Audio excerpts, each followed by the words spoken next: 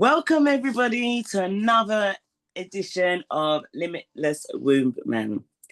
I am your host, the natural holistic mystic, the African holistic mystic.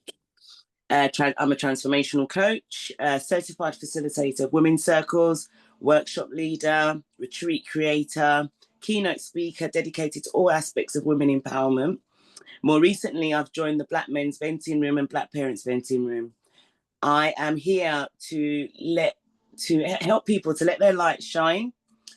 Joining the Black Men's Venting Room has really opened my mind up to more to what I really am passionate about, which is bridging the gap in communication and understanding between women and men.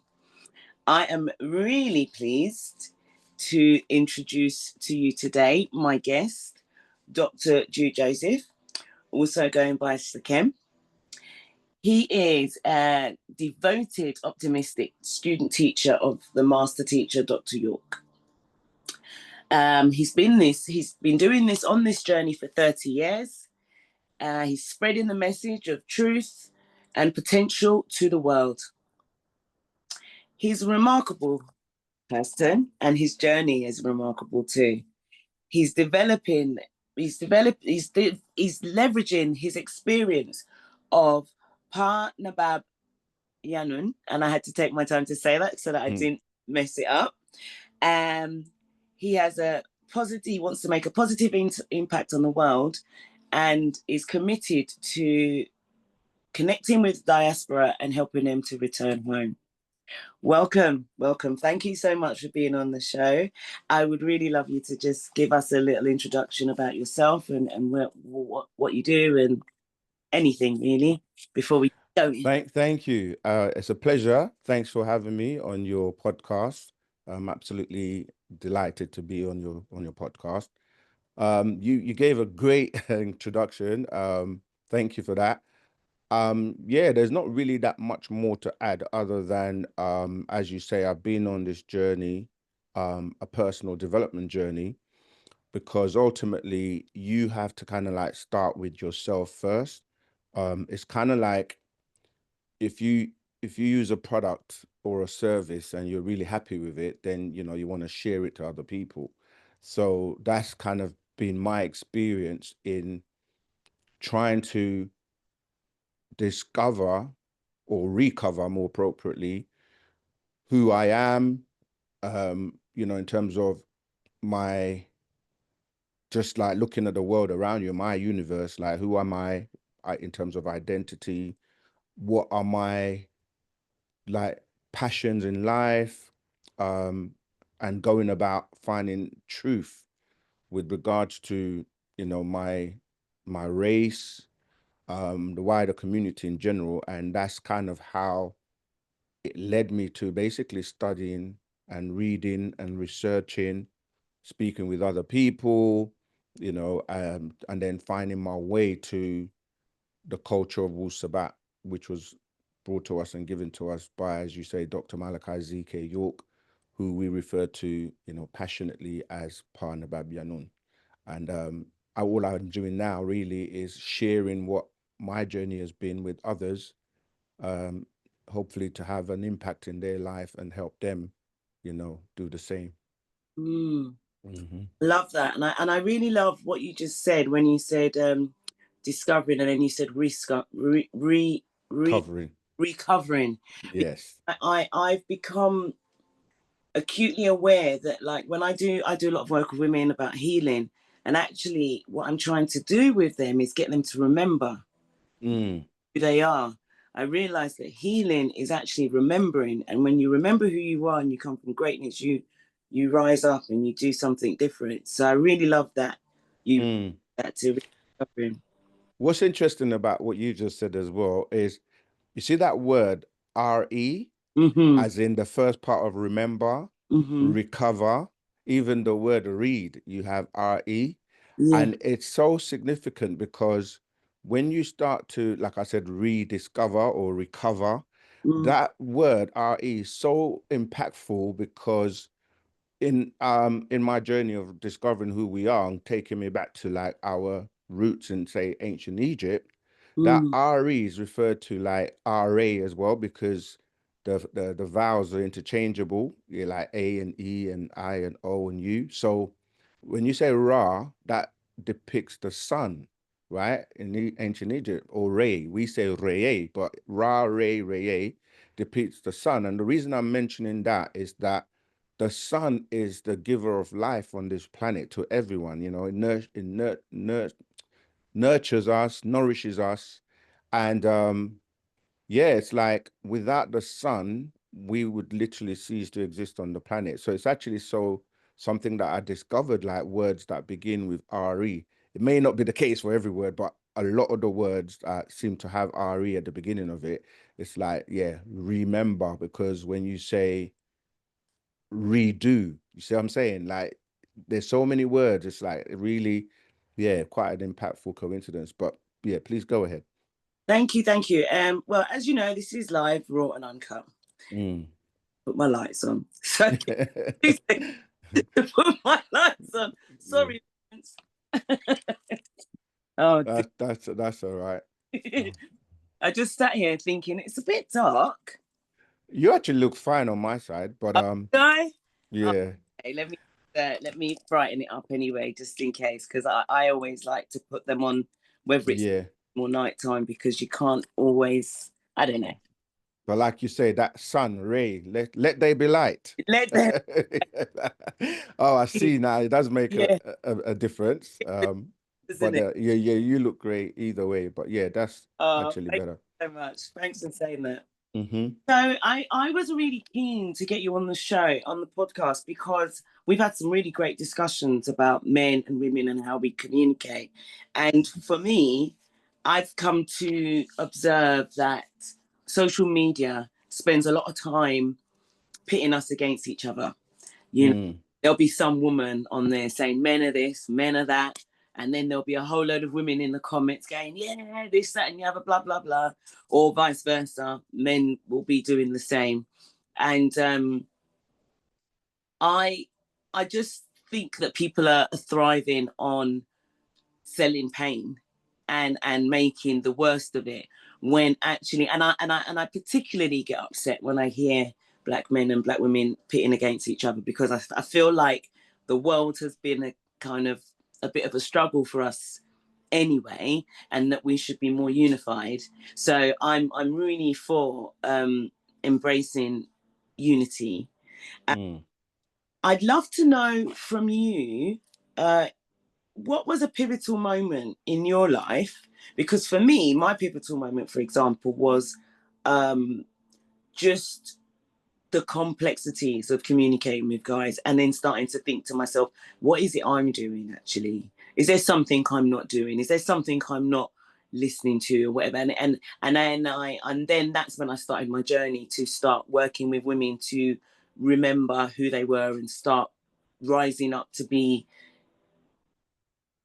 I think I want to use the word better, but I kind of worry about that word, because I feel like it's more about re-education and just like a 2.0 version, that you know, you're not necessarily better. If you're remembering, you're actually just going back to what your original light state is. So you're not better, Mm. you're already better.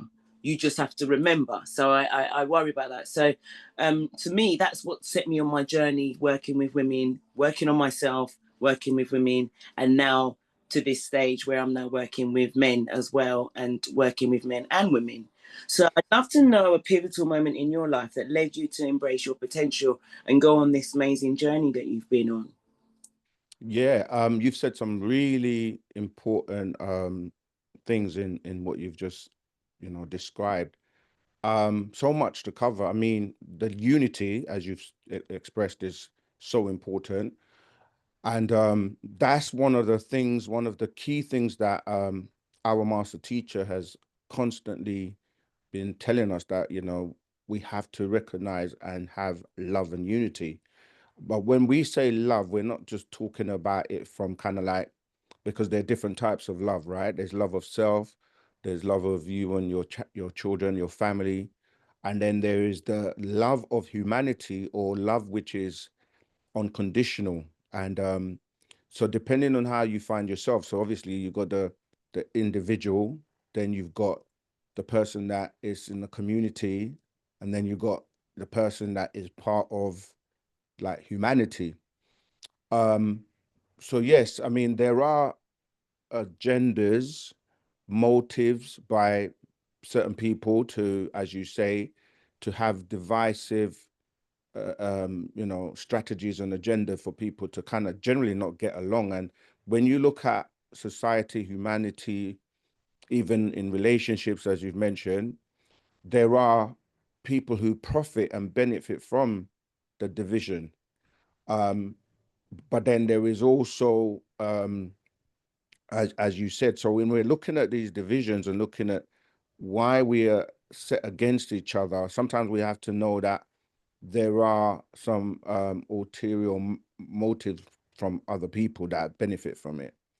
But yeah, so yeah, I'm also for Black unity, because what it is, to get to the question you've asked me about the pivotal moment, it literally came about when I recognized that there was racism in the society, um, people being disenfranchised, because, you know, in your journey, especially as a young, at the time anyway, a young Black man living in London, in the UK, you find that from even school that you weren't kind of taken seriously academically, because most young boys, men, they get pushed into like sports and into basically being entertainers. But if you wanted to pursue a career seriously, you would come across being discriminated against in jobs and things like that. And when I started to look into this, because I was like, I just want to get on in life and have things and provide for myself, my family and everything. And I would go out on job interviews and things like that to get a job. And a lot of the times I was always being kind of led to think that I wasn't enough, I wasn't qualified enough. And so what I ended up doing is go and get more qualifications with the hope to get a better job. And every time I did that, it didn't matter how high my qualifications were. It just seemed like no matter what. And then I started to realize that there was more to it than that. And then I started to see the racism. And then I started to basically study, you know, who I was, who I am, and why we were being, I feel, discriminated against so much in every facet of society. We seem to not have a level playing field. And it didn't stop me, because even though I recognized that, I still went, you know, I was fortunate to get into, you know, with more qualifications, with more experience, I was able to get into the corporate world and have big jobs. But every time I did, I looked around, I was like the one or few of the people in that place, no matter how high I went.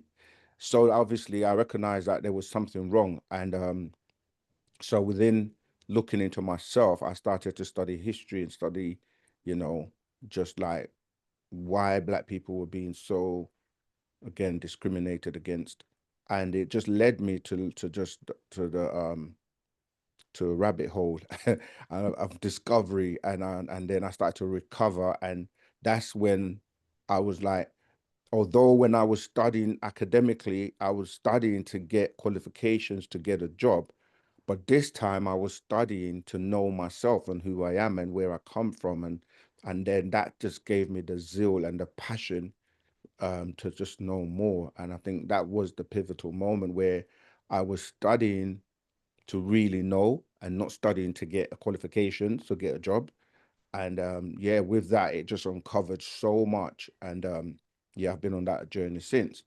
But in terms of relationships and men and women, this is something that we have to work on. And it does come from you starting the work with yourself. And then it's like, be the example you like to see in the world, you know? So that's kind of where, yeah, I kind of pivot where I come from in terms of interacting with other people. I love that. I love that. I love that. Be the example you'd love to be in the world. That's such a powerful statement, and it's so true because we have to reflect what we want to see, and can't see it in ourselves. What are we looking for? You know. Absolutely. So I really appreciate that. So I do have a few questions that I have set up, but we'll see how we go because your breadth of knowledge may lead us anywhere. Looking forward to the conversation. I mean, I'm enjoying the conversation already, actually. So am I. What would you say is a common misconception that women or men, whichever way you want to look at it, think a common misconception that women or men you think we need to address in order to bridge the gap in communication between genders? Yeah, like you touched on the social media aspect of men bashing women and women bashing men. See, a woman is different from a man, which is obvious, and a man is different from a woman. Each one is 100%, and each one is better at what they do than the other. I think society and misconceptions and miseducation means that, remember what I was saying before, we have this thing of competition, or you hear people say things like what you bring into the table. You hear slogans like 50-50, which, like I said, you're 100% of who you are as a male, and you're 100% of who you are as a female. So what that means is if you have any issues or deficiency, it's just about you working on yourself. So you may feel to yourself that perhaps you're 50% of your 100%. So you've got to work on yourself to be 100%. It's not like people say, what are you bringing to the table? You're bringing you already. Like whatever you are, you're bringing to the table.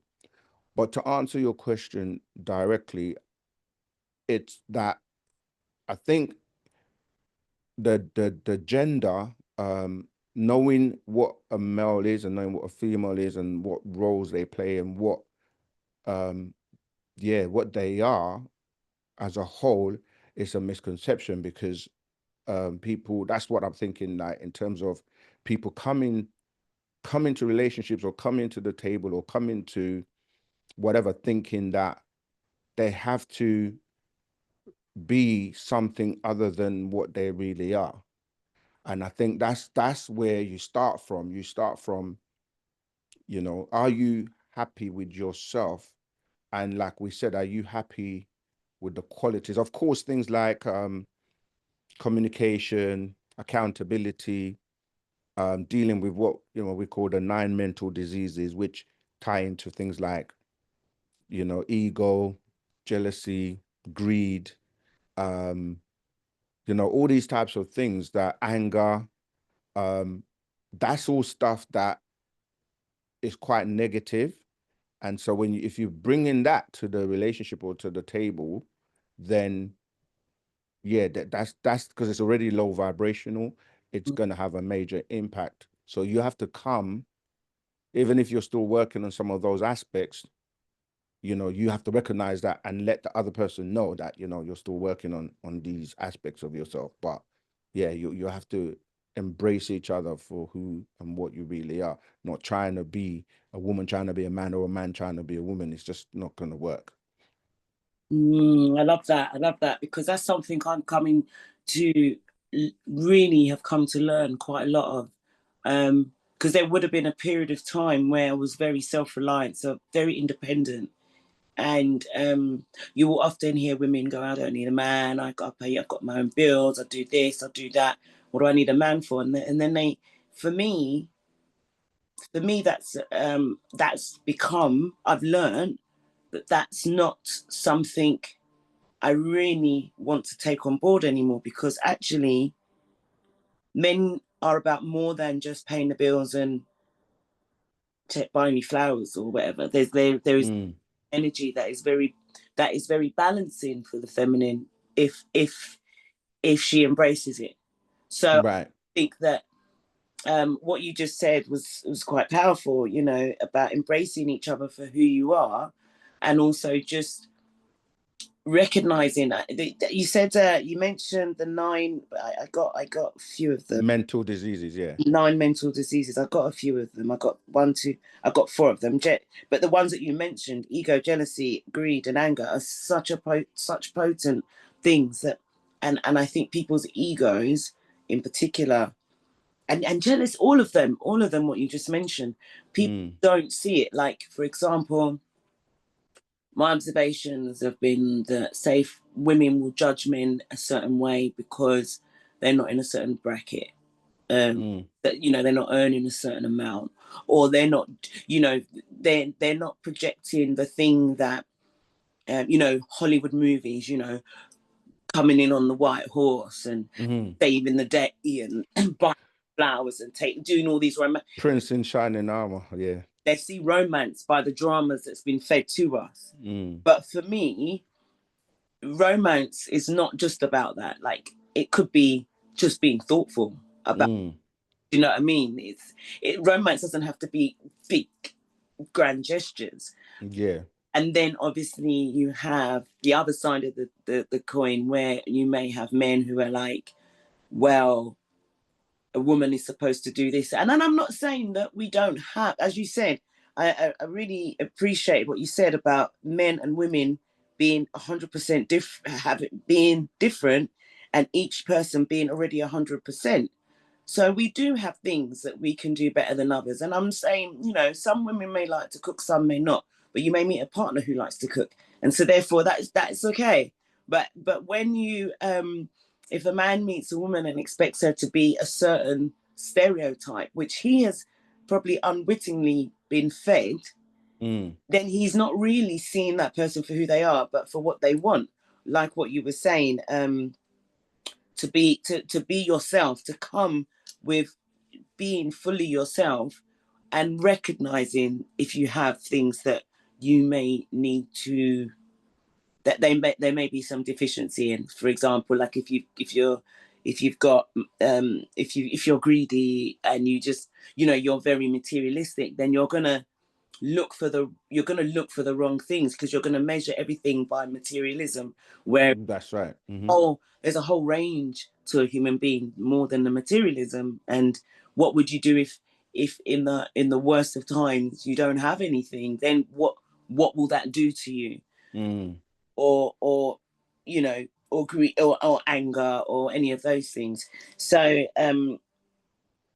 I think I just love that. I love that. I love everything what you've just said, and it's very, and it is very low vibrational, because if we don't do the inner work, as you were just saying, to reflect on what we may be an issue, and I think these days, because people don't get married very early, and they get married quite late, or they get together quite late, or they've had a few relationships. It's not like in whatever century when people met and got married at like 1 or whatever. I mean, some people do, and it's great.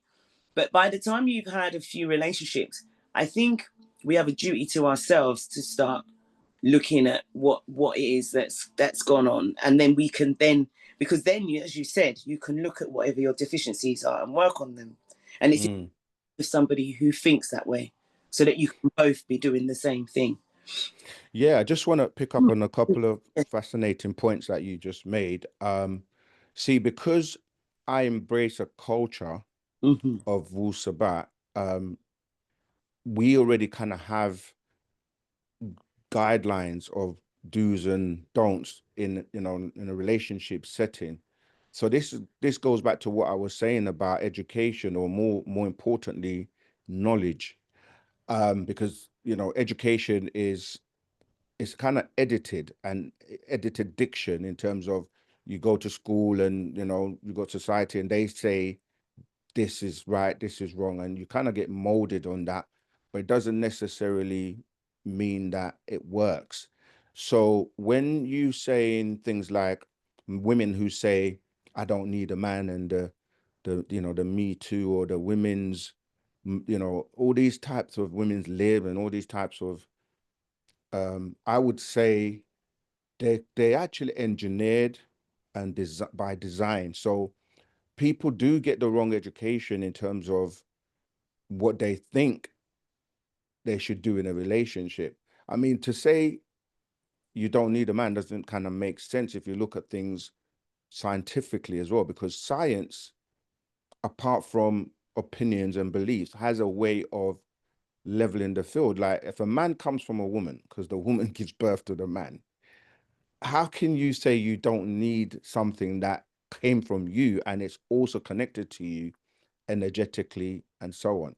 And a man can't say they don't need a woman and only see a woman from stereotypes that have been engineered by saying, you know, yeah, women are this and women are that, and bashing them because, like, you have XY chromosomes, so you are also part man and part woman. So that whole notion of we don't need each other is ridiculous. But the interesting point you made about, you know, working on yourself. See, when you've done the work, both male and female, you can recognize, like men now, or I can speak for myself, you can speak to a woman and you will know a woman that has actually done work on herself, right?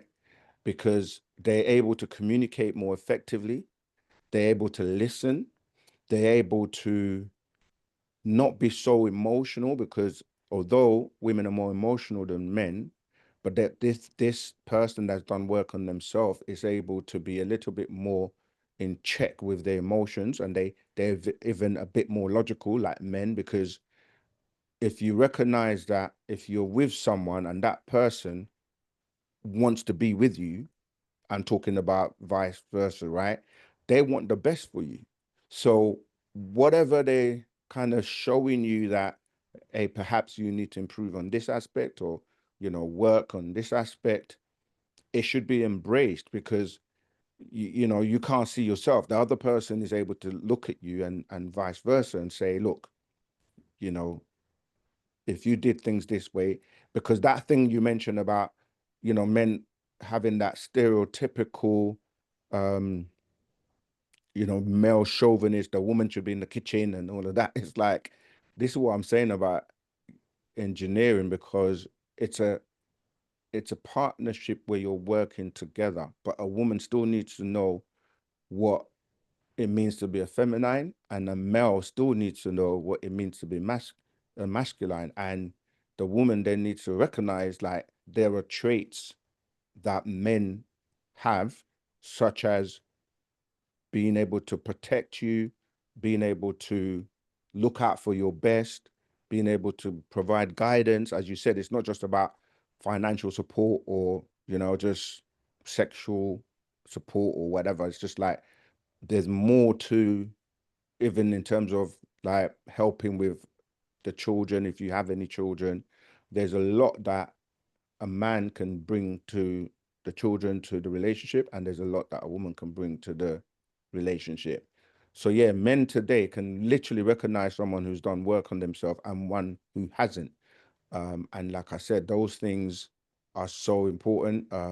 But we haven't gone in deep in terms of trauma and, you know, what causes people to have those mental diseases of anger, jealousy, you know, etc. So yeah, it's a very complex subject. And, you know, we do our best to try and unpack it as much as possible. But like I said, for us in Wu Sabat, because we have a culture, we already have guidelines that kind of like the elders have already put in place to help us, you know, the younger ones coming forward, to not make the same mistakes, you know, that we may have made, as you said, from having several relationships, or even perhaps, I wouldn't even say failed relationships, but just relationships that were incompatible. And it's about finding that balance to have a compatible life partner. Yeah. I love that. And there was something you said that really jumped out there to me. All of it did. I loved everything, but the thing that I had to quickly write it down so I wouldn't forget.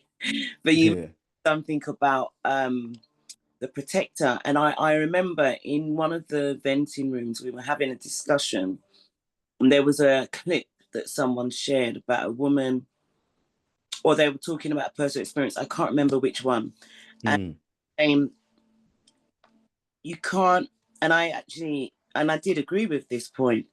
As a woman, if you constantly berate and put down the man that you are meant to be close with, you push him away. Like, this is no, I think I saw something, and then this was my response. I was like, if you have a man who you constantly berate and put down or emasculate in terms of the things that you say or do, you then can't be protected by that same man, because you build the resentment. So it's like someone, yeah. So when I hear women talking about not needing a man, they're self-sufficient, this, that, and the other, and really going on about that, I'm like, well, first of all, there may be men in your life, brothers, siblings, brothers, uncles, nephews, sons, who are hearing this rhetoric over and over and over again. And I wonder, so we are, without, if you're not aware, we can create the very thing that we are complaining about, because we are subconsciously feeding these young men facts. No, not facts, sorry. We're feeding them these stories of what we think. And vice versa. For this can be applied to men, you know, like in terms of, if you don't value and if you think all women are no good, and all women are this and all women are that, then what about the women in your life, you know, your mothers, your sisters, your daughters, you know, people, girls that are coming up. So we have, as we get older and we're learning about ourselves, we have a responsibility to really check ourselves and the things that come out of our mouths, and to realize that in saying half of these things, it's like, how do you say you're looking for a man who's going to protect you and make you feel safe? How do you be a man and say you're looking for a woman who's going to take care of you and do all these things, if all you do is berate them? Like, you're just, the energy you're giving out is that, stay away from me. And so all you'll do is, I am staunch. I'm absolutely, I'm really, really, I don't know if the word is believe, know, whatever, how you want to put it, you will find the evidence to prove yourself right. If you keep on saying that this is what it is, you will keep on meeting people that prove that give you evidence of that. Whereas if you do the work on yourself and realize that there's so much love in the world, and that you're looking for a compatible partner, life partner, and that what you want to give is love and connection, and you want to really know and have an intrigueness about that person, that you want to learn about them, and you're going to meet somebody who's on that level, who wants to do that. And if communication, this actually brings me on to something quite interesting, because the expectation then is, so I was going to ask, I was leading on to something here, but I've lost it. Oh, that's it. So what I've got here is about what societal expectations or limiting beliefs. I was going to ask you what societal expectations or limiting beliefs you've had to break through to be where you are today. But I actually want to tweak that a bit and think about, because I wrote a post recently about the balance between the masculine and feminine. And I spoke about women who don't want to take accountability for some of their stuff that's coming up for them and blame the world, as well as when as we're talking here about partnerships, as well as men who don't want to admit some of their stuff and reflect or gaslight or whatever you want, you know, whatever term you want to throw in there. So now I'm thinking to myself, what do you think, what limiting beliefs have you had to break through to be where you are today, or societal expectations? and if you can apply that to what you perceive going on between men and women. Yeah. Yeah, I mean, again, you've made some very, very impactful statements. One of which was, you create your reality. So what you think about and what you say, because you have people that they will say certain things like, words are very powerful, right? But they don't realize that they're actually speaking their existence. Like you say, in terms of, if you're speaking negativity or condemning somebody, or like, you say, like, you hear women say things like, a real man is this and a real man is that, and a man is this and a man is that. I'm like, you're not a man, so you actually don't know. Like, how can you speak about what a man is when you're not a man, right? And this ties into what you said about how, if you have children in our society, in our communities, where it's predominantly the woman that is, like, single parent or whatever in the household, and the mother is speaking about men, and she has a son, she doesn't realize, as you say, that that is something that it's being recorded by the male child. And it's like, you think you're speaking, say, for example, about their dad or whatever, right? But you don't realize that that boy is their dad, because he comes from the dad and it's a reflection of the dad. So you're telling him literally all this negative stuff and saying what a man should be and what a man isn't. Incidentally, on this topic, somebody sent me a social media post from a woman that she gave the analogy of, if a woman walks away, she said, literally, she started off by saying, a weak man or weak men, if the woman walks away, the moment she walks away, he's like a Wi-Fi device, and then the next, what he's trying to do is connect to the next female, right, in her analogy. And when the person sent it to me, it was like they were trying to emphasize to me that perhaps I'm a weak man, right? This is from my experience, so I'm drawing back on. But the thing is, that was you saying, telling a man he's weak, but then, like you just said, at the same time expecting them to protect you, which is the opposite of being weak, because you need to be strong to be the backbone and to be the protector and so on. So if you're saying to somebody that you're with that they're weak, then, like you say, how then do you expect that same person to protect you? Now, what was very interesting is, in what she posted, although a lot of women, well, not even a lot of women, quite a few women went on the comment section. And this is another thing. People will send you videos, but they don't take the time to read the comments. The comments are so important, because even though you've posted something, you get other people speaking on it from both sides, male and female or whatever. And immediately, I didn't even, before I even read the comments, I was like, let's think about this logically. If you've got a mobile device and it's connected, and the signal's great, there's the security, you got good bandwidth, everything is nice, your phone's connected, right?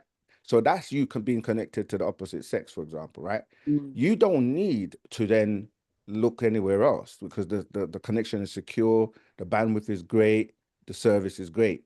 Now, if the connection is bad and it cuts out all the time and the network is terrible, or when you're going to look for another one to use that is going to be more stable.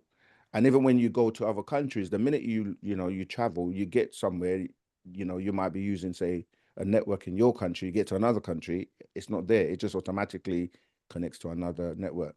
But the real point I want to make is that the comments, when I read the comments, it was very interesting, because everybody was saying exactly what I just said. Like, why would she walk away? If she left or walked away, then the connection is broken. So why do you feel that the man shouldn't then connect somewhere else? And that just ties into your question, in that, yeah, we can't, we can't project what we don't want knowing that our thoughts, our manifestation of our environment is going to be based on what we think all day. So you're right, you're going to constantly repeat the cycle of maybe meeting the same type of people, the same type of situations. There was a second part to your question, which I've kind of forgotten now, but if you could just remind me. I think that's a really good analogy. Okay. As an analogy, because it's true. Why would you seek another connection if your connection is really, really strong? You just don't, do you? You stay close to it. 100%. I think that lesson wasn't quite thought through when being shared.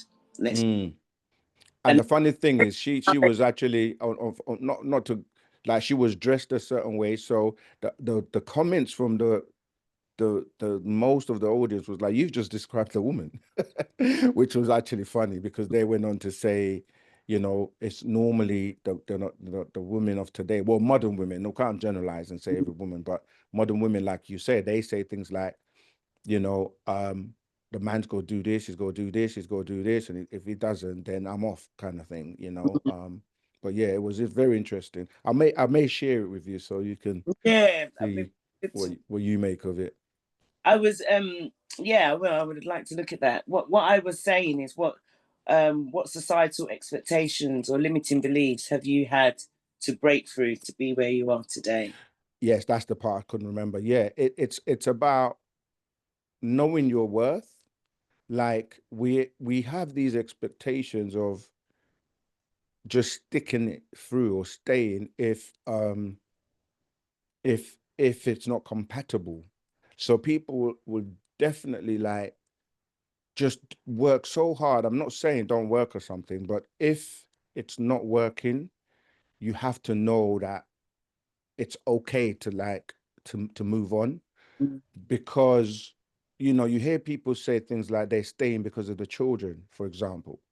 But if you're staying because of the children and the children are constantly watching and seeing this negativity of you going at each other, then that's not a good environment for the children. So it's not about just staying for the sake of what society is saying, or like you know, just feeling obligated and feeling fear, because fear can literally mobilize people.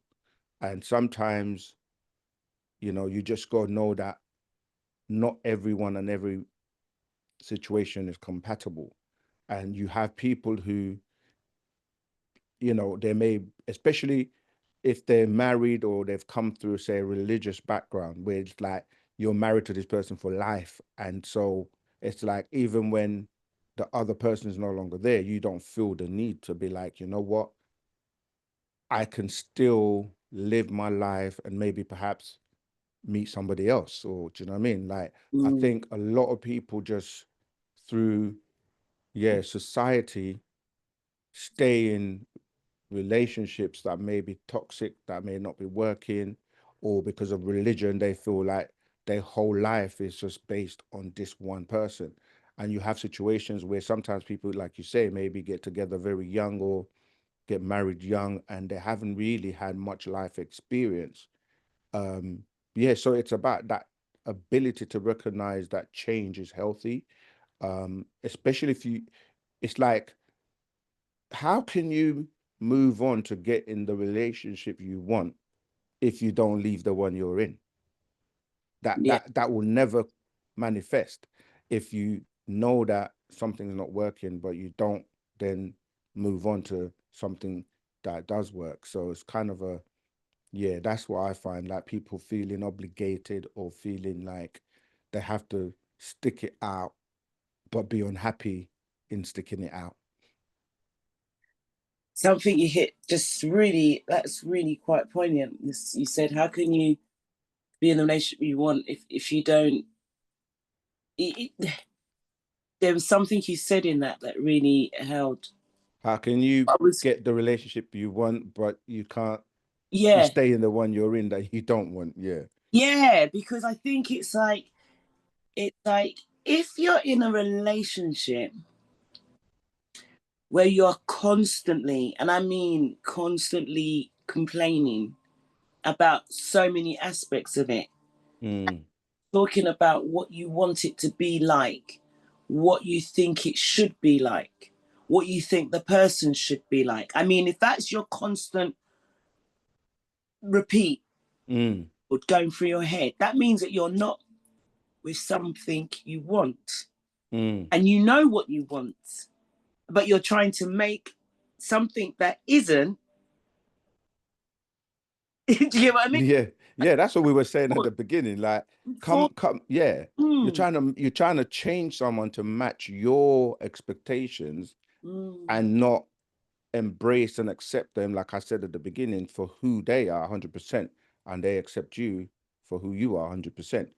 And again, I don't want people to get the wrong impression. Like, we're not saying you're not going to have ups and downs in relationships or situations where, you know, you have to learn and work at things.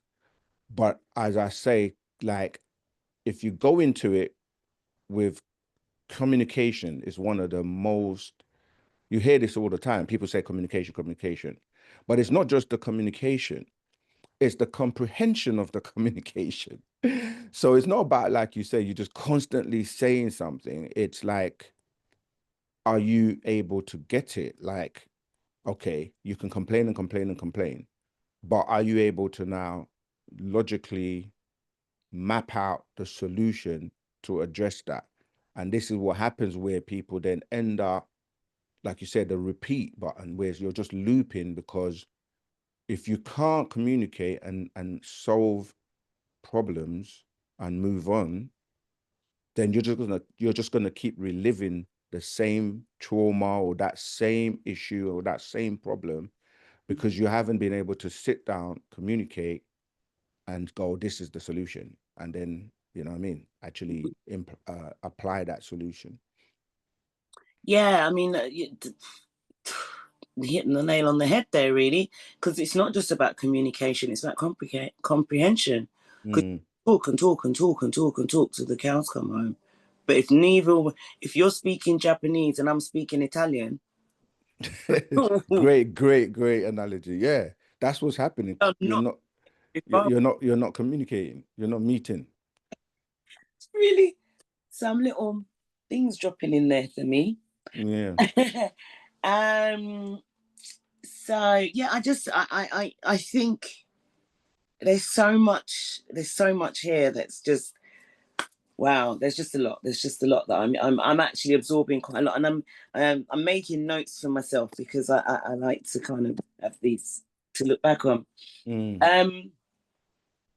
You know what, as another key point, you mentioned it earlier on, it's about, how do women learn to know what a good man is, or a man that they've got in their head to be who they think they want? How do they learn this? And it just reminded me of, as they're growing up, or as, like you said it earlier on, about the knight in shining armor, and like watching Cinderella, or, do you know what I mean, all these cartoons that as a child kind of give you the expectations of what a man is. And if you don't have a man in your household as a father figure or whatever to actually recognize as a good example of a man, how do you actually know as a female what man is good and what man is bad? It's going to come from, as you say, the movies, society, social media, entertainment. And a lot of the times that's actually quite a fickle view of what, then when you come and you meet in reality, a real man that's telling you, you know, or not telling you, the word telling is not very good. We're like sharing with you, like, you know, I'm a man and this is what a man is, or what a man is. And you as a woman is going, no, in my head, a man does this and he does that and he does everything. Yeah. So I just wanted to know, in your view, being a female as well, like, how do you know or learn what a man should be or is? That's a really, really good question, and I'm glad you asked it. Because what I've come to realize is most of the time, in my experience, what I was criticizing someone for was not just making me happy. And therefore defining that as them being wrong, right? But I'm in charge of making myself happy. That's what I've come to learn. And what I should have been doing is learning about that person so that I could get a deeper understanding of who they were and how we work together, and communicating, helping them to communicating with them in a way that they could comprehend what I'm saying, which takes, as you said earlier on, which was really interesting, it takes a level of maturity. It takes you really have to let your defenses go. You really have to let your defensive go. You have to stop judging this person in front of you by your past experiences. You have to stop doing that. Like for me, what I'm starting to realize is how I now, it's more about getting a deeper understanding of myself and realizing how I am, so that I can explain myself to around me, because that's how they'll know how to work with me, and then we can work together.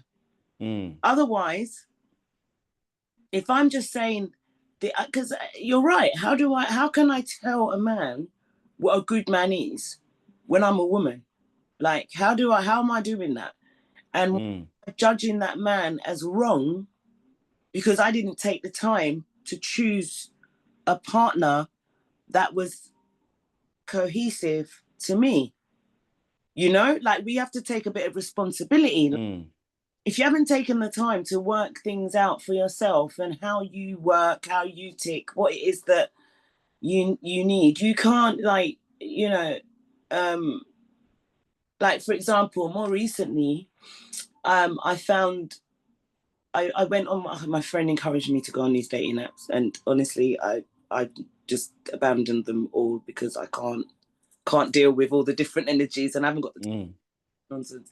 I mean, it's not nonsense to anybody who's doing it and has got a fantastic relationship. Well, hey, but for me, it didn't work, right? Yeah. And I had a conversation with somebody, and I was really interested in what they said, because they said they'd gone on we both started new and the thing, and we'd both gone on a couple of dates and had some nice conversations with people, you know.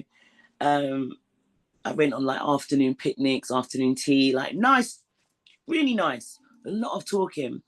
And then they came to the conclusion that they weren't ready to be in a relationship and they need to work on themselves. And I really respected and appreciated that. And then I thought they're going to go away. And then I came off the apps and I'm not bothered. And then they came back and they said, oh, would you be interested in second date? And I thought, oh, this is good. So this is like, now we're going to try and get to know each other and learn. But they were still playing the field. So then I said, well, actually, I know myself and that won't work for me. But I wish you all the best with what you're doing. That's it. Like, sit around. In the past, you know what I would have done? I would have been like, okay, cool. And then been feeling all insecure and feeling like I'm in some sort of parade of, you know, because we're not true to ourselves. You have to be That's so true, yeah. You have to be true to yourselves about what you can do. And if you're not somebody that can do that, then don't. Or if you're not I'm not a jealous person at all.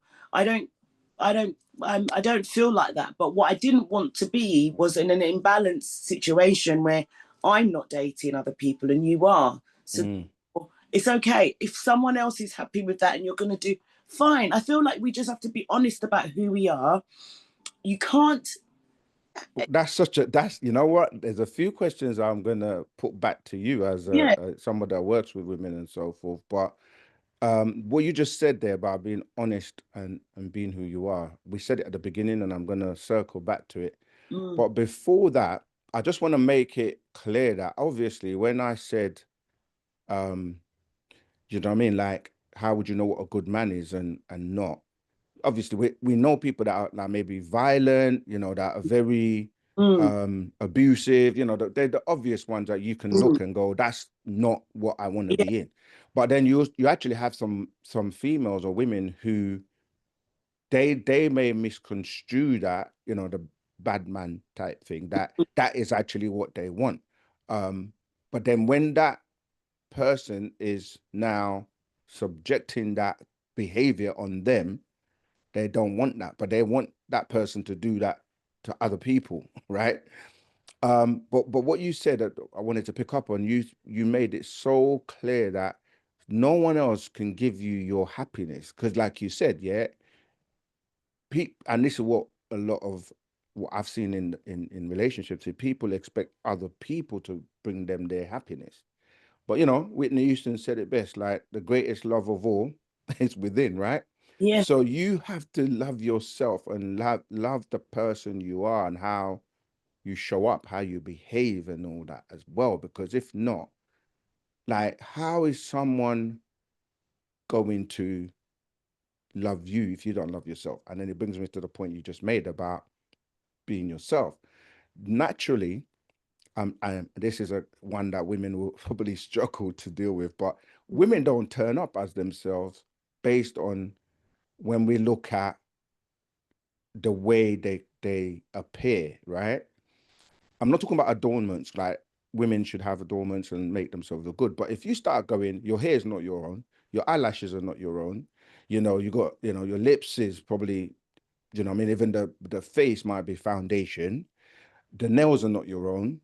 And we can keep going to the point where you might even have had BBLs, you might have fake breasts, and you know, social media, they have all the filters. And so like when you're showing up, are you really showing up as yourself? Like in terms of, by the time we strip off all the stuff that you've laid on top, it's almost like people are turning up with a mask and saying, this is me. And the mask, not only just physical, but it's also psychological, because if you're happy and comfortable with turning up, and again, I'm not like women should do and look however it makes them feel their best, but if you're turning up with all these other extra stuff, you're not turning up as yourself. You know, some women will go as far as maybe not even taking off their wig or their whatever when they go to bed. Do you know what I mean? Or like some go to bed with makeup on because they don't want the man to see them as themselves. I find that it's so important, like you say, like if you're turning up, are you really turning up as yourself, or are you turning up because people say things like, I've got makeup on? The question is, what are you making up yourself to be? It's like you got to be who you are. And I think this is where I do like our culture, in the sense of, you know, we deal with a lot of being natural and being yourself. Like men, and I didn't mention the eyelashes. Some of the eyelashes that you see on some of these young girls, again, it's not to put them down, but it's like you've been given the wrong outlook on what beauty is. Like if you don't feel comfortable in yourself to be able to strip all of that off and then still be desired for who you are, you're going to have to maintain that persona, that, do you know what I mean, that person, that mask that you put on every day. And I think for women this is quite hard. It's not saying don't make yourself feel good or look good, but where does the line get drawn? Like where you now look at women and there's so much question in a man's mind, like, are those body parts real? is the person stable emotionally?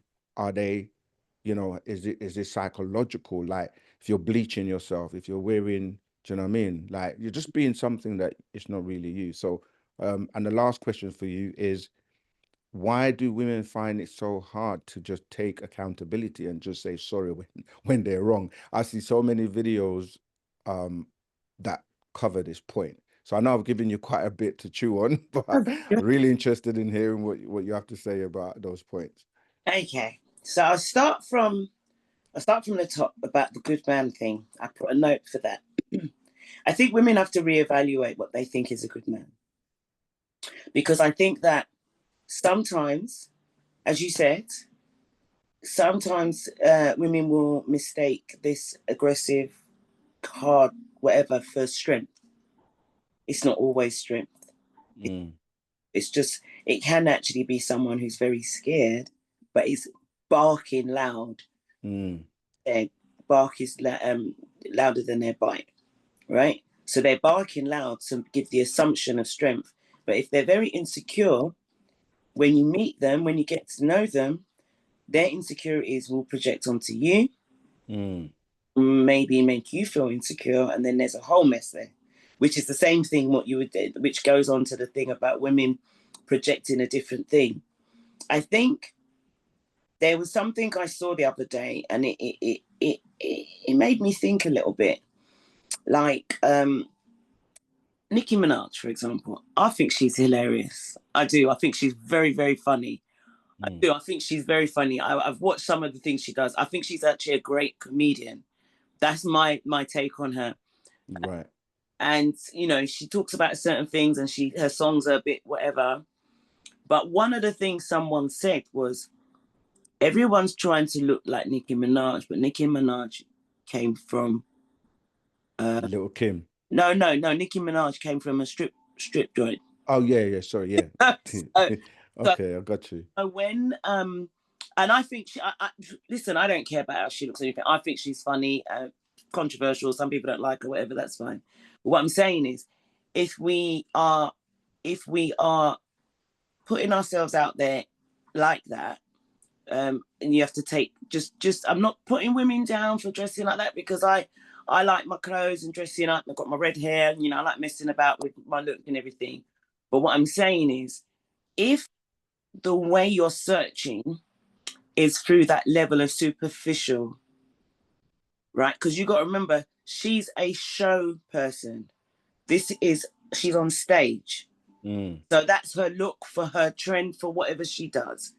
But if that's how you're showing yourself to be that way, then what happens is you may attract attention from people who want to meet a stripper, right? And I've learned that the hard way. So this is why I know what I'm talking about, right? So now what I'm saying is, it's one thing to have a look and to have fun with it, but you should still be able to be real and be yourself. And I think if you have to go to bed with your wig on, if you have to go to bed with your makeup on, there is something there you need to check within yourself.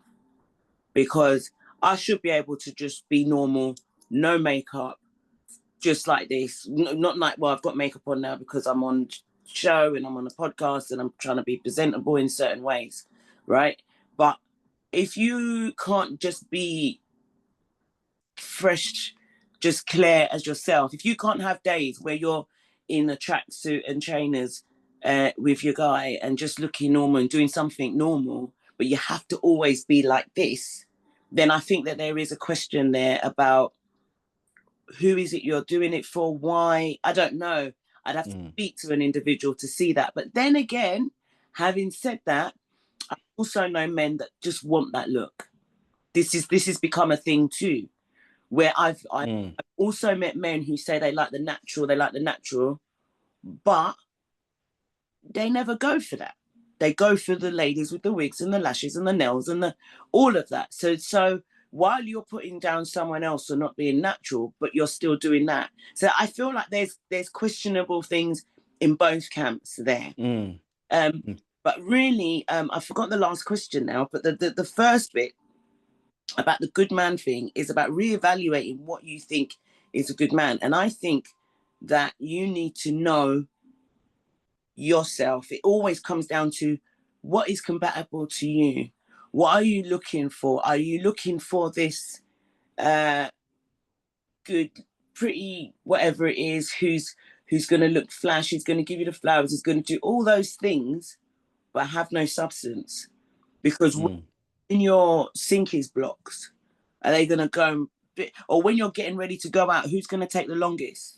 Do you get what I mean? Like things like that. For me, you know, there's a lot of things that go into it, but I feel like that's why sometimes on both sides, you have to spend a lot of time in solitary to get to know who you are, to journaling, to ask yourself questions. Why did I do that?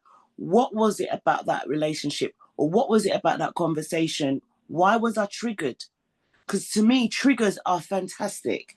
For me, a trigger now, rather than, and I can feel when you get triggered, where do you feel it? Is your neck hot? Is your heart pound?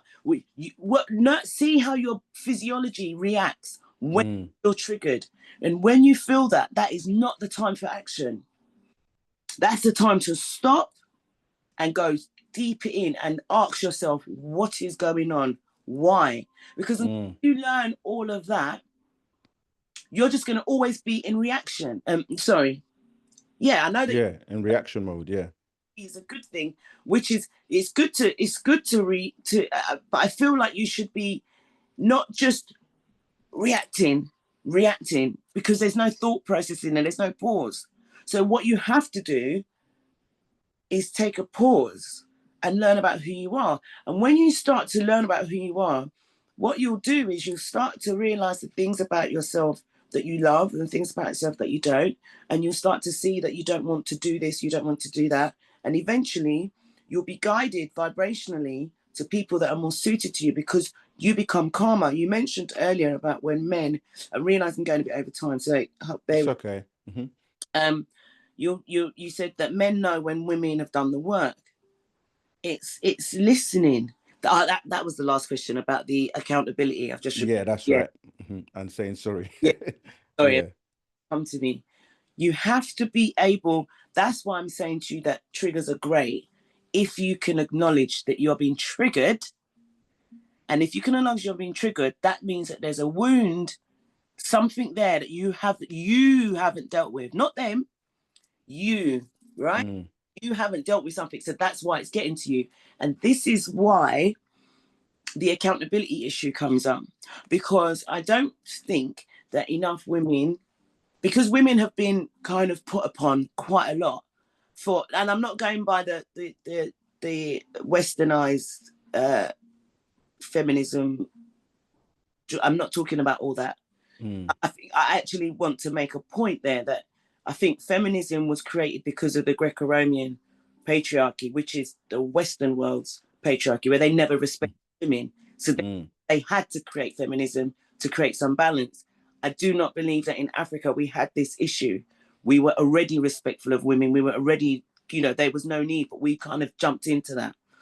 So but what I've found is in the media, and in a lot of spaces, Black women are often put upon.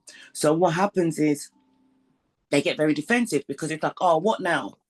We can't do right from wrong. Everything. So then when one man says something, it's like he is being represented by all the pains and hurts, everything that's happened in the past. And so instead of hearing what this one individual is saying to you, which has nothing to do with all of that crap that you've dealt with, it's just what they are saying, the defenses come in and they attack the man, get defensive, and won't apologize because now they're answering for like 3-4 exes or whatever past problems.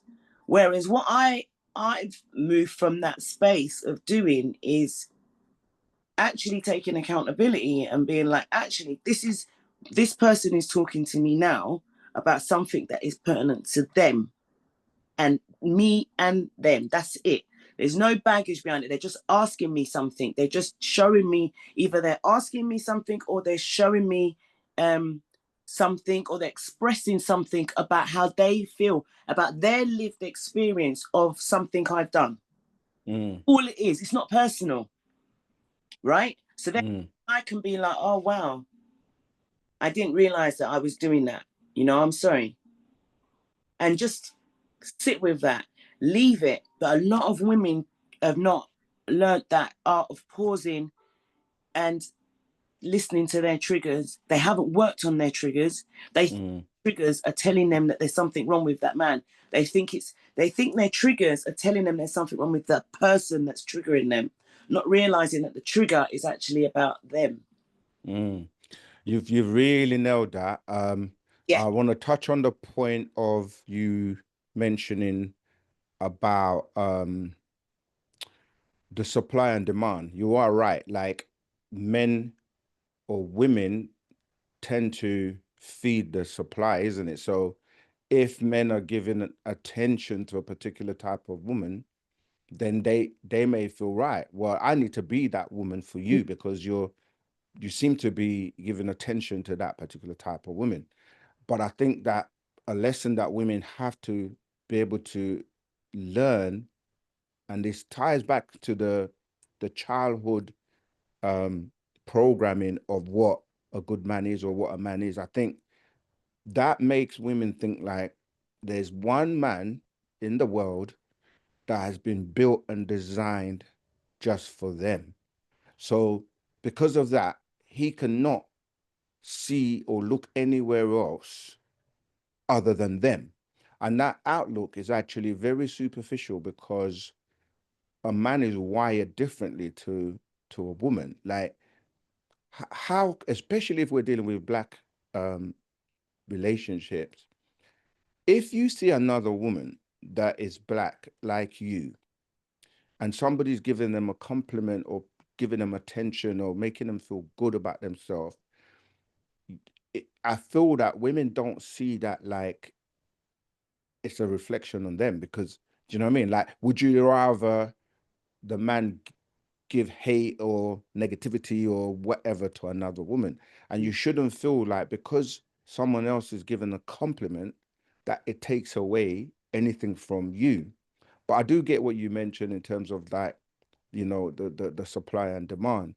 And so men have to take accountability also. Like, but the thing is, there's also this thing where um,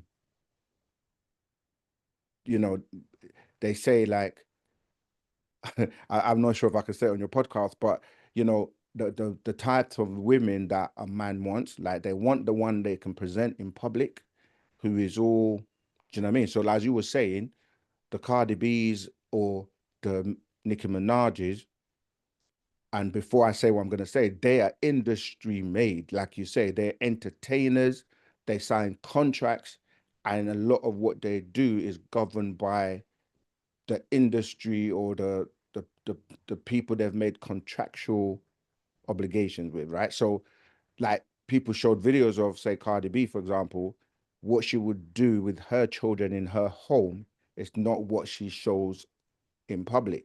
And, you know, Nicki Minaj and so on and so forth. So there was that, what I wanted to just make it clear, like industry chicks or entertainers or people you see on the screen are not necessarily like that in real life. Even rappers that you see with, they hire all the fast cars and the chains and the big houses and the mansions for the video, and then they leave and go back to their normal life. So don't try to imitate or try to be like what you're seeing on the screen.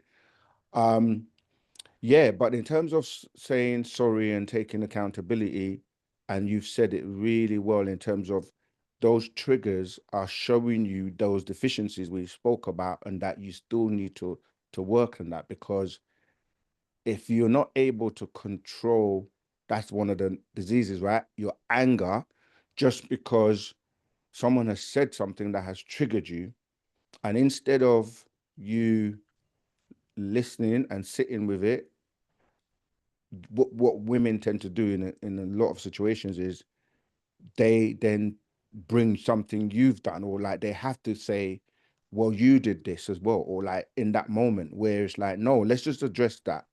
And this is a thing with men would be like, if we're dealing with one situation right now, this current situation, that's all I want you to focus on. If you're wrong, say I'm sorry, and that will be the end of it. But when women then get on the defensive, as you say, and they go, well, da da da da da, but, and you hear the but, and the but is always a sign of you're not listening, you're not taking it on board, because you're trying to justify and you're listening to respond and not listening to learn. And that one moment will be that moment where the man will just go, you know what, can't be bothered, can't deal with you, because you're not able to just sit with that moment and deal with that moment. Instead, you want to justify it by bringing something else that happened before, or that, you know, the other person did. And so yeah, what you've said there, if you manage to work on yourself to that level, is such a great thing. And the thing is, men be like, you know what, it actually doesn't kill you to say sorry. It, like, they would respect you more. And yeah, just be like, you know what, this is why I say that men can tell women who have done the work, because they listen without interrupting all the time. They take accountability, they say sorry, and they create an environment that's conducive for both of you to thrive. And trust me, men will tell you this: if they have somebody that respects them, respect always come top of the list for men. And respect is how you project and carry yourself, especially on their behalf, whether they're there or not. Do you see what I mean? Like, if when they're not there, you're acting and talking about them or putting them down or whatever in front of other people, then it just shows that you're only putting on a front when they're with you. And men will generally not go anywhere if they're happy and satisfied with the person they're with and with a connection. I mean, obviously, there's always going to be exceptions to the rules. And that's why I was saying the four types of women, you know, people that they can present in public, the one that is in the bedroom, and you know what I mean? Like, yeah, so they would look at the Nicki Minaj's or these, like you said, the strippers or whatever. Those are the ones that they would only be maybe in a bedroom with. They wouldn't want to be seen in public with, you see. So they have to be very clear on the different types of women and how men will, you know what I mean, like present them. They're like party, have fun, but then I want to go home to be with the person that I actually don't mind presenting in public, and this is the one that I want to be associated with. So yeah, I hope that helped. And because we're coming to the end as well, I just wanted to say that we have a lot of material in terms of books that address so much of these things we've spoken about. Like, we have like commandments, we have like sexual violations, we have things like genetic kiss, we have things that deal with the sacred feminine, like really getting to know, like you say, from an African perspective, not a westernized, washed down version of what a woman is or what a man is. And that's why Wu Sabat, in terms of the culture, like a Nuwapian man is not gonna, or it's not supposed to be your regular man, because they've done the work and have gone through this. So the way they present themselves, the way they treat women, I'm not saying everybody does it, but this is the point. It's like, I've gone, not me personally, but like I have too, but I'm just saying, when I'm speaking in general. You're saying I'm a man that was once like this, or in a society, and was molded by, you know, the racism or the way that society, you know what I mean, what they see as moral standards and ethical standards. And I actually came back to recognizing, well, that's not what's for me. And I've gone on the journey of studying, learning about me as, and the woman as well. Like, you know, we come from a matriarch society. We come from a partnership, men and women working together, respecting each other, and providing if you're a man, and, you know, communicate, all of that. So there's a big difference when you could see a person wearing, you know, the attire I'm wearing, for example, and just maybe think, oh, there must be that version of having gone through the system, and this is the polished version of what a man should be like, or a sister, if you looked at it the other way. But it doesn't necessarily mean that just because you're wearing the clothes, or just like saying I'm a Nuwapi man, it's actually going to be based on your actions. And this will reflect in anybody as well, whether you're part of our culture or not. Like, when you turn up, do the actions speak louder than the words? Mm, mm. So I love everything you said there. Makes perfect sense to me, and I think what you were saying before we close up, and I would like you to talk more about what you do outside of this, and where people can find you and all of that in just a second. But you make a point that I remember at some point in my life, I remember I used to dye my hair and I used to hide my greys, for example. And I did that for a long time, and I got fed up with it because the greys were coming through too quickly. And taking me too much time. And then I remember just starting to, and then I remember I haven't like put product in my hair for maybe about 30 years. I mainly braid it, and I like to mess about with color because I love the color red. And but I found that stepping out of that was very freeing.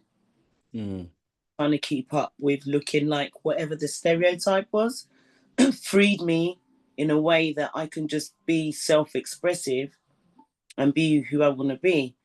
And so this is why I think when we all try to look like the caricatures that we see from the entertainers, we don't realize that that is a caricature and that is a costume.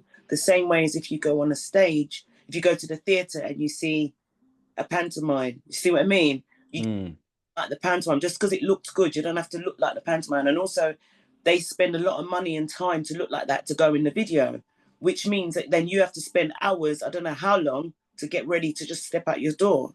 Which, you know what, if that's what people have to do and they enjoy, fair enough. But we have to be mindful about what we're projecting too.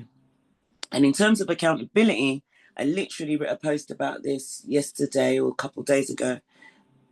Being accountable has been one of the most freeing things in my life.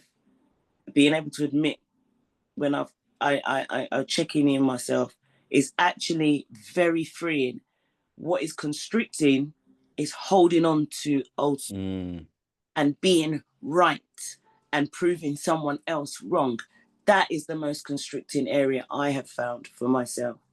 But I've really, really enjoyed it. And I've gone over time because I just didn't want, I could talk to you for hours, actually. I could actually talk, I could Likewise. 2 hours. But what I would really love you to do is to tell people where they can find the books, for example, what else you do, anything else that you want to share so that people know where to find you and stuff like that. I will also, when people, when you're watching this video, if you look in the comments, you will find all of Dr. Jude Joseph's contacts and where you can search for him. But I'd still like you to talk about it. And if you really enjoyed this episode, I would love you to share it, love it, and comment. Thank you. Go ahead, Tim. Yeah, I mean, you know, it's been great. Like you say, we can literally we could be here for hours and hours and hours, and I'm sure we'll probably do another one at some point. But yeah, you said something just now in your closing that I wanted to pick up on, but I've kind of lost it. But I'll give where people can find me, and if it comes back, then yeah, I can't touch on it. But yeah, so what I do, as a student, I'm still a student because we're always learning, and that's one thing you should always recognize, that you know you're learning all the time from you know from cradle to grave, as they say. So never yeah, I remembered now the point when you said about the constrictiveness of holding on and wanting to be right. I find when you've done the work that if you're having a conflict with someone, conflict is not always a bad thing because it points out things that need to be resolved or worked on. But however, I've learned that when you're in the wrong and you know, because you can't lie to yourself, you can lie to everybody else, but you can't lie to yourself. But if you do something to someone, and you may have done it unintentionally or whatever, but if it's brought to your attention and you actually feel that energy, you feel bad, you feel, or even if you know about it, like you said something or did something and you thought, that's not good, that's not agreeable, that's disagreeable. You have that energy, because I do, and then I'll be like, you know what? The best thing to do is to just deal with that by apologizing, or I don't like the word apologizing because words, we didn't really go into that, but the words we speak are not really from our language and our culture. So there is also a spell with that, you know what I mean? Because we you know, we say things that like hello, as you know, like low energy, giving somebody that kind of vibration. But yeah, so you feel it, and you know, you just, so you say sorry. The reason I don't like say apology or using is because you're giving energy to the god of Apollo, and that's what I mean by words. But that's for another show. But yeah, so just when I say sorry, and I know that that energy has left me now. If the other person doesn't accept it or doesn't receive it, it's like I've done my part, and I've, do you know what I mean? I feel good. I can go to sleep and I don't, you know what I mean, feel that energy. So yeah, that's the point you mentioned. I wanted to touch on, like, you can actually feel when you're wrong, and that energy is not good to hold on. And if you keep piling on and piling on, like, things you've done to someone or people, then it's a part of you, you know. So you got to let it go. You got to release it. So there's nothing wrong with saying sorry. And when you do, it actually shows that you're willing to learn. And it's like learning. I don't get why people feel like making a mistake is a bad thing, because you learn from your mistakes, right? So if you make a mistake and somebody points it out, you should embrace it, not get all haughty or get like defensive or feel like it's the end of the world. It's not, because you can just learn from it and move on. But yeah, to what I do is I teach class as a student of the master teacher. We teach class regularly. I do put a lot of content on YouTube on OSM Vision, which stands for Our Souls Matter, because it's all about getting to that real person inside, the soul, the real you. And so we share all this knowledge and information and answer people's questions on various topics, just so that they can get the correct knowledge then to work on from that for themselves. Nashat.co.uk. It's a website where we have a lot of the books that I mentioned. So if you want to know more about the books, we'll put that in the comment section as well, because we have over 1,000 titles that have been written by Dr. York, the master teacher. And yeah, and the alternative of the life we live that's not really reflecting our culture is Wu Sabat. And so that's what I share a lot with people.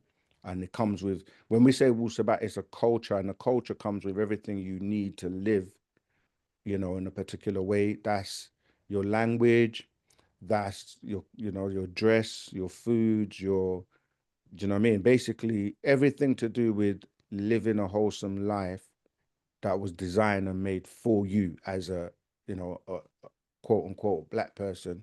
And anybody else who wants to embrace that culture is also welcome. But for me, that's the liberation that means you're thinking a certain way. And another classic book, I actually have it here with me, because I reflect on it a lot, or two in particular, are these books, The Mind, if you can't read it properly, and Your Potential.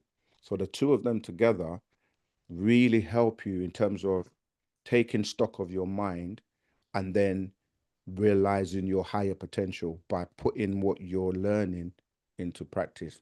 But yeah, I just want to thank you for inviting me on your podcast once again. And it was fantastic. It was really, really enlightening, and yeah, good vibes, good information.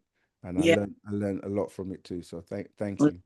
And actually, I think we were saying something similar when you said about because when I say apology, I think acknowledgement and taking really in of itself is the apology, because many people say sorry and just say, and it's a word, and go and repeat it. But taking accountability, that's you acknowledging that what this person, that you've done something maybe that's, you know, showing up in your triggers, and you're aware of this person, what they're saying. So I think accountability trumps the word sorry. So I agree with you. Yeah. Every time we talk, you just keep making such good points.